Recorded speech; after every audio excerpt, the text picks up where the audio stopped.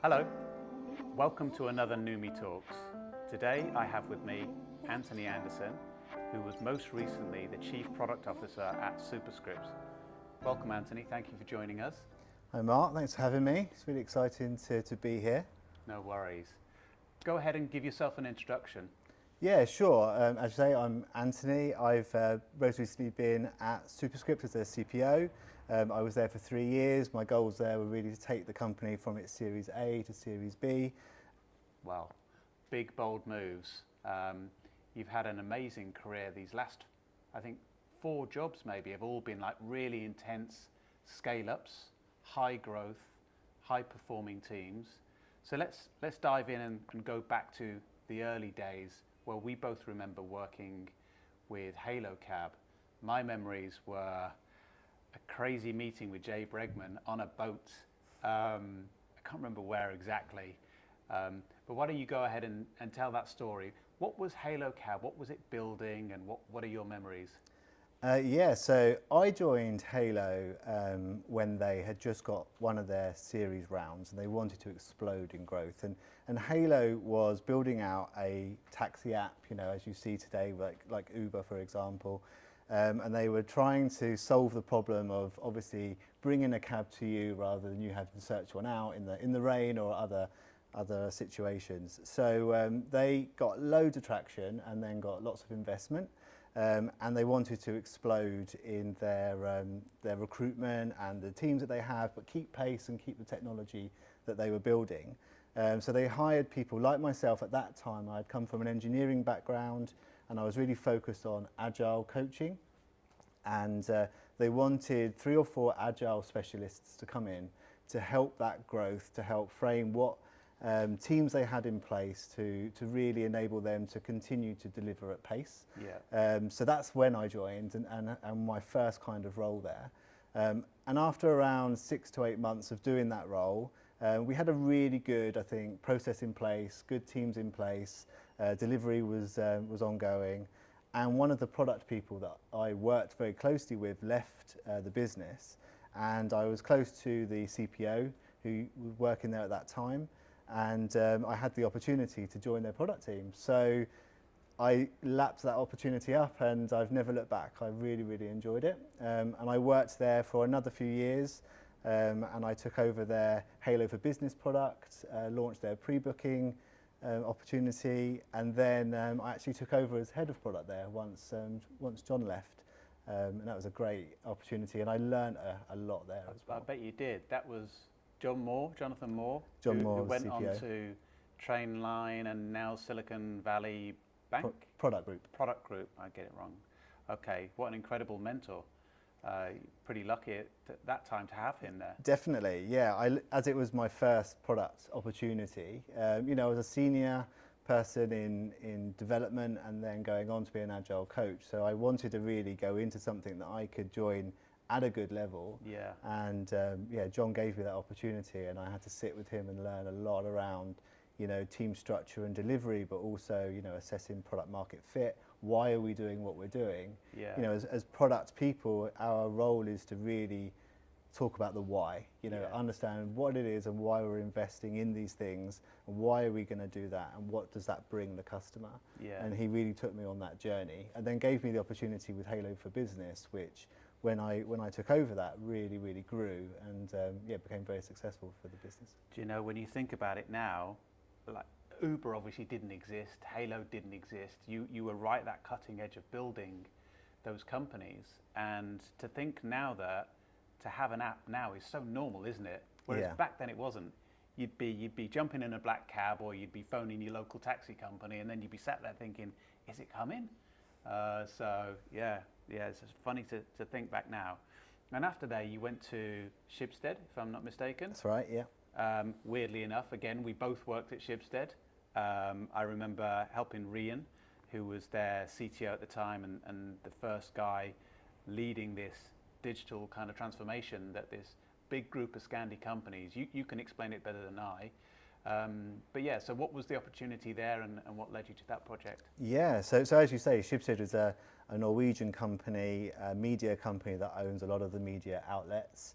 and they also own a lot of marketplaces. And as you know, there's a lot of advertising within that. So they had built out a particular platform that would advertise within the businesses. But what they wanted was to give the opportunity and also the challenge that they saw in the small business market. So obviously small businesses had been advertising with Facebook and Google for a long time, and it's a huge opportunity. And the amount of traffic that lands on Schibsted-owned like real estate, if you like, is huge. So there's a huge opportunity to be exposed there. And my role was to really assess the market in Norway and in France predominantly to see what opportunity did we have for that small business to have a self-serve platform and advertise, and build that out. So when I joined the business case was very fresh and ongoing, and they wanted me to build out the self-serve platform. Yeah. So I did that with the development team there, and we launched in France in the Boncois, and also in Finn in Norway as well. So you've chosen to throw yourself into product in really intense high growth companies, surrounded by, I mean, I remember the teams, they were brilliant, like real A players. That must have had a drain on like your work-life balance, not burn out, you know, still be able to see your family or do the other things outside of work. Yeah, definitely. Well, I'm a dad of 3, so no one knows. Me too. No one knows work-life balance than we do, right? And you have to, I think, really balance what's important, and obviously work hard. And you're doing it for your family. You're doing it for your life moving forward. So I think overall, like you say, when you're at work, you're all in, and you're really giving your all there. And then when you're at home, you're all in, and you're giving your all there. And I've been lucky enough actually to work with founders and early businesses that have provided that flexibility for me. And I think because of that, they've been able to hire really good people and talent as well that are in the same sort of opportunity, or in the same sort of space, sorry. So I think overall, if a business is giving you that, and that is something that I seek as an employee, that the employer understands my situation, and then I'm able to give them my all in whatever hours I can, and also my family as well. So I think overall the balance has come from that understanding of the businesses that I've worked for, but also me seeking that within the businesses as well. Sounds quite logical, doesn't it? Sounds pretty straightforward. Yeah. But I suppose you have to intentionally seek it out. Yeah. Do you then knit that into your selection process when you're identifying the people that you're going to work with and the company that's going to be your next employer? Absolutely. These things are right at the beginning of my conversations. This is the way that I need to work because this is the situation that I have, but also this is what I can bring to the plate, you know, and obviously with experience that I have and with, everything that I think I can bring, I think there's an opportunity there to have that balance and also have the expertise, but also give a little as well so that there can be that flexibility when needed for, family life. Do you think that because you moved into product, now I understand that great product professionals, they're usually great communicators, and you certainly are. Do you think those communication skills help you in that negotiation early on when you're identifying those opportunities? Yeah, I think so. I think, product people are very thorough. We need to be, right, when you're going to market, especially if it's constrained in some way, like insurance, where I was before. And I think early stage, as long as you're clear and you have that clarity and you have that story and narrative about what it is that you bring and how you bring that, then everybody is understanding. Sometimes, especially when you're starting out, you go into these interviews and you think, how am I going to, talk to these people? But everyone's human, everyone has family situations and understands that. And as long as you're open and honest with the way that, you need to work, then as an employer, because I've hired a lot of people as well in my past, that's what I would appreciate. What it is can you bring, how do you bring it, and what do you need? Because it is a two-way street. You've ended up in this product role. Was it intentional, or did it happen?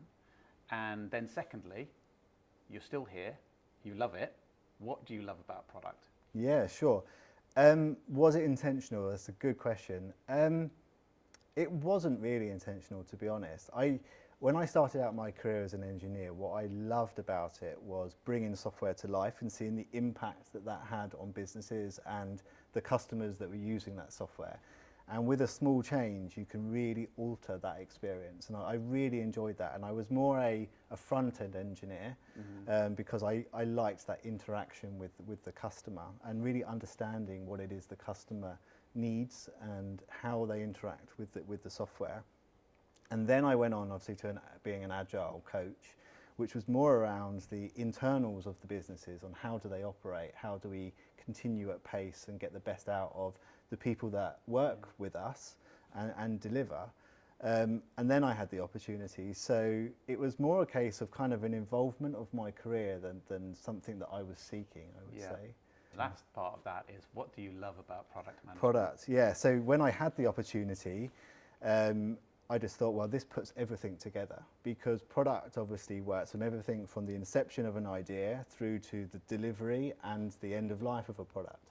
So you have to really understand everything from how are you going to deliver it, is it feasible, what risks are you taking, where are the investments, working as a centre part of the Venn diagram that everyone sees with the business and the customer and the UX. And really being that centre part to drive the product forward. And I thought, yeah, this is what I want to do. And then that's why I've never looked back. Being in the centre of that and obviously working my way through the ranks, as it were, from a product person into a CPO role. There's a big change in the way that works from a more of a senior product person through to a CPO. But having that really centre mindset of what is this doing for our customers, how does it benefit our business, what is feasible here, how are we disrupting, what's the innovative side, that's the bit that I really love to do, and that's the challenges that I get through product. Yeah, that's great. Do you see it as being quite transformational as well? Definitely, absolutely. I think the whole thing around product is transformational, because you're taking a operational problem or a customer need or something that you think there's market fit but is there, and then you're looking at how do you use the technology to transform either what you have, how do you introduce something, how do you give people something that they don't really know they want yet, but then you're providing that. If you look at the way that things have evolved, in AI, for example, everyone's starting to latch onto that because of that opportunity. People didn't really understand probably in the past what could that be, but now it's amazing, and we're seeing that really evolve. So, I think those sorts of things, as a product person, you're on that forefront of really thinking and innovating and bringing that to life. But let's dig in, let's talk about that, and let's talk about an actual real use case in the sense of a product that you're really proud of. Yeah, sure. To be honest, there's obviously many products that I've worked from, being a software engineer on from a B2B perspective, but also delivering from products. But I think overall, to really pinpoint one, that was probably like, I would say Culture Trip is a good example. So Culture Trip's audience when I joined was around, I think, 8 million monthly uniques. And what my goal there and what I joined there as was, if we have the content on our site that people are enjoying, we're seeing these people coming back to us repetitively, how do we as a business survive? We can't just continue to create content. So how do we monetize and build the business out? So my role was really to look at the behavior of the people. What is that user need? What is it that we're fulfilling? And we could see that everyone was engaging with the travel aspect of Culture Trip and what it was that we were recommending. So, with analysing that behaviour and looking at how we were, I guess, positioning ourselves with our affiliate partners, we could see there was an affinity to really dive into understanding what it is that I will do when I go away, or what does Bali offer me if I want to go and take my Instagrammable pictures, for example. And then they were clicking through and they were going on to then book. So we could see there was an affinity for that through Culture Trip. But then how do we really grow that? What's the opportunity? Do we sell our content? And if you look at any market, there's only a very small amount of people who are ready to purchase at the time they're engaging with you, especially when you're a content creator. But what the content creators have is the ability to engage further up the funnel. And if we can keep that engagement, then we can mature that kind of relationship with the customer to go on to then purchase. So that was my goal then, was to really look at how do we turn that content into that purchase. So really what I did there was I partnered with some of the more say, travel experts that were in the company, and we created the ability to then book on the site. And the way that we did that was to take some of the inventory for some people like Expedia, for example, and then write our own content around many of those hotels, so that we could engage people from the content that we had on our site, which could have been anything, through to that kind of sales pitch, if you like. And we had to do that through a lot of AI, because we were looking at the behaviour of people on site, then changing what we were showing them so that we could fulfil their need or their want to book, because they didn't really know where to go. So we were trying to change these kind of directions of what customers were engaging with on the site, to then hopefully, obviously, book for the company and make a success, but also go and enjoy a really good holiday and give them the best experience that we could. Yeah. Now, I'm not a product person, but I've met and talked with a lot of product people over the years. But I do understand that in the travel industry, e-commerce and technology was readily adopted early. And so with that in mind, i.e. consumers are quite familiar and comfortable using the internet and the mobile phones regarding travel and content, what were some of the most surprising things that you found about your time building that service at Culture Trip? I guess instead of surprising, we really created this from the content through to the purchases. So I think probably where the signals were of when someone was going to purchase something was the most kind of surprising, because sometimes people would just come in and within 3 minutes they would have gone through and purchased something really, really quickly. Other times we would see them engage 6 or 7 times and then they would go on and purchase. So there was quite an unpredictability there, I think. Okay. And with Culture Trip, because the engagement was higher up the funnel as well, you couldn't really understand when it was that somebody is then going to go through that funnel. And if you're looking at the adoption of technology at hotels.com or one of these other, you're going there because you want to book the hotel. You're searching for the hotel, you're looking for the ratings, you're looking for the reviews, then you're going to book. And what our kind of problem space that we were solving, it was more a case of, if you want to explore somewhere, what is it that you want to do? And if you're going to do that, then how do you fulfill that? And then we had to then go on and obviously do the booking after we had done that part. So did that, well, actually, what would be the question would be, what were the metrics of success? What were you measuring your successes on? I guess overall it was the bookings that we were trying to generate.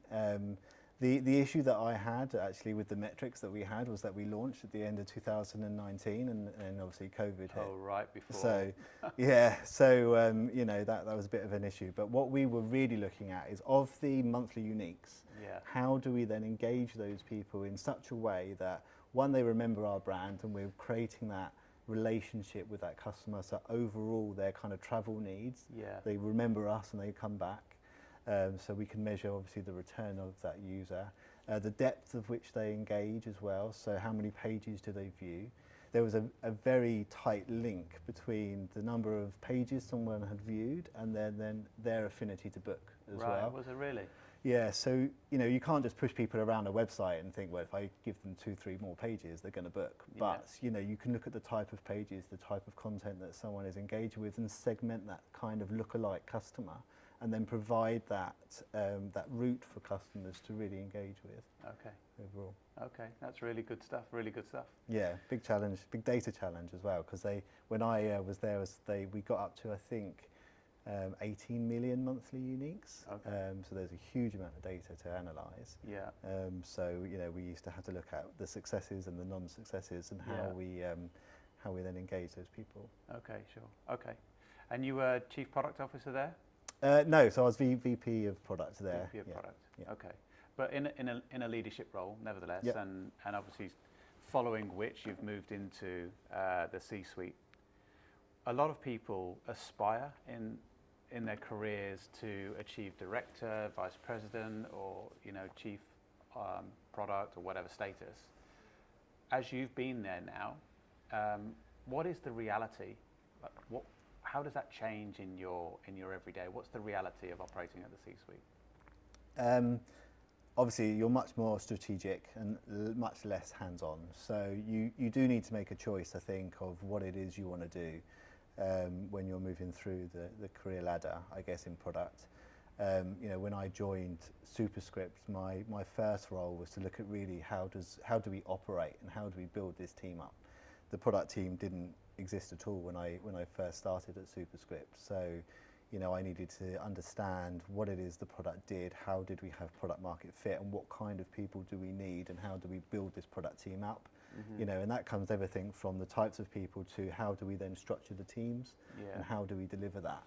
So I think from a C-suite person, you're really looking at that holistically, at how do we operate as a business, and how are we going and building ourselves towards that strategy that we want to obviously achieve in the end. That's been my experience, and I think more when I was VP and director level, it was much more on the executional side, obviously building out your strategy, your roadmap, your vision of where the area that you own needs to operate and needs to be successful in, but much less in terms of the operations.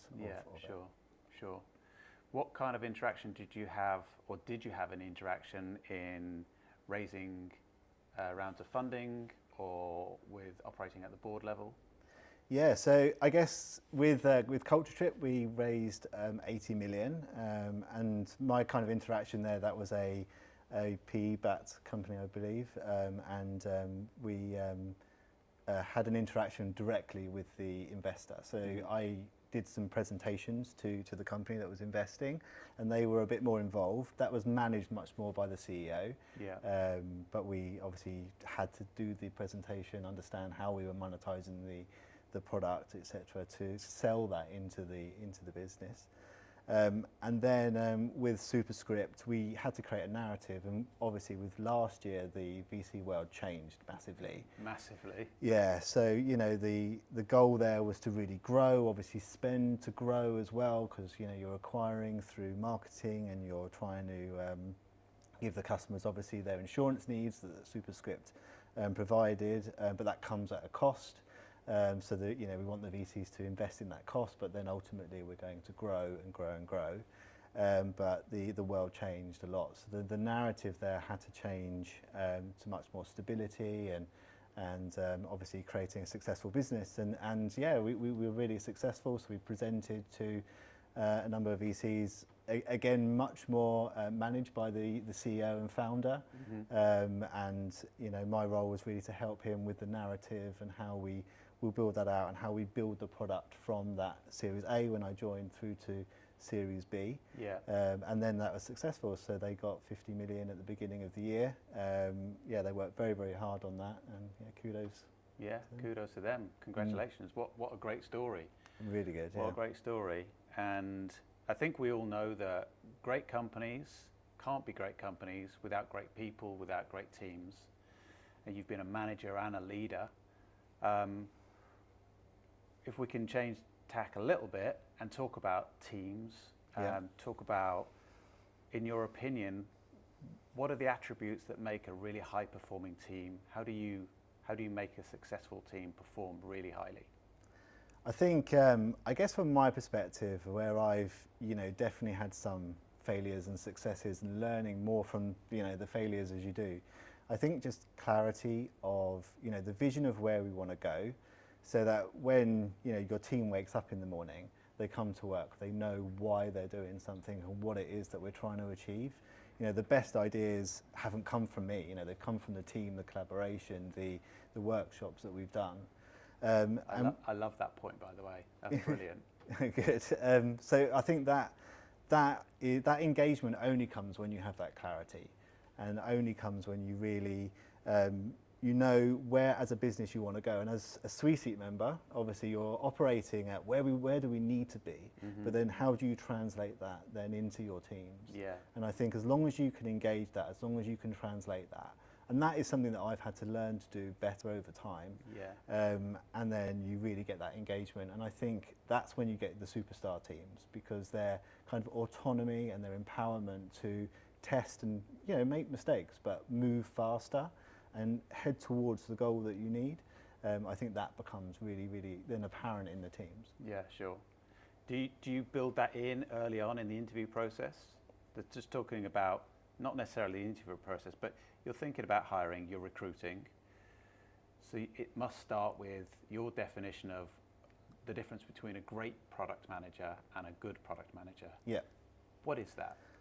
I think from the early stage interview, as you say, I think you can really tell when someone's engaged with their products, that they've been on. So, my kind of, I guess, questions that I would ask would deep dive into what it is that they've done, rather than just what will you bring to us, because then you can really dive into what was their understanding of the product that they were developing, the market fit, the challenges that they had, and then you can look at that breadth of experience. And I think the articulation and communication, as you said earlier, as product people, we try to make sure that storytelling is something we're passionate about and good at. I think that comes across a lot at the early stage in the interviews, and you can really tell a great product manager overall, I think, from that. You can indeed. I know this from experience too. And even in today's economy, this year particularly has been very different in regard to employment and the job seeker marketplace. Yeah. There have been way more candidates, more people available and looking for work than there have been job opportunities. And so you're a hiring manager, you know what great looks like, you've identified those attributes that you've just outlined, and you found yourself a superstar. That superstar invariably is going to have 5, 6 other opportunities because they're an A player. What advice would you give to a hiring manager that is in that predicament of wanting to hire somebody and hoping they choose them? How, as a hiring manager, do you put a spotlight on you and your company so that candidate chooses you?